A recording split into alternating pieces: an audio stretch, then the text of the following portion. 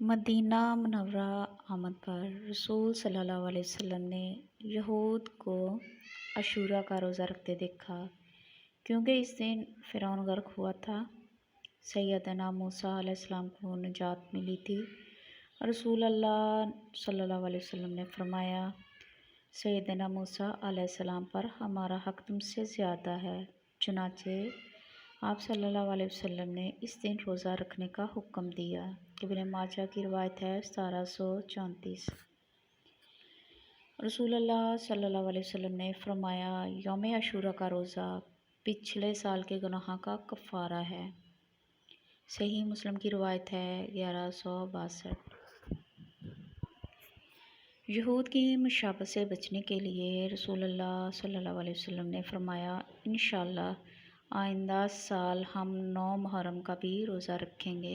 अगला साल आने से पहले ही रसूल अल्लाह सल्लल्लाहु अलैहि वसल्लम वफ़ात पा गए। सही मुस्लिम की रिवायत है 1134। सैयदना अब्दुल्ला बिन अब्बास रज़ी अल्लाह ताला अन्हा फरमाते हैं कि मैंने नबी सल्लल्लाहु अलैहि वसल्लम को अशूरा के अलावा किसी दिन और रमज़ान के सिवा किसी महीने को अफजल समझकर रोज़ा के ख़ुसूसी एहतमाम करते नहीं देखा। सही बुखारी की रिवायत है 2006।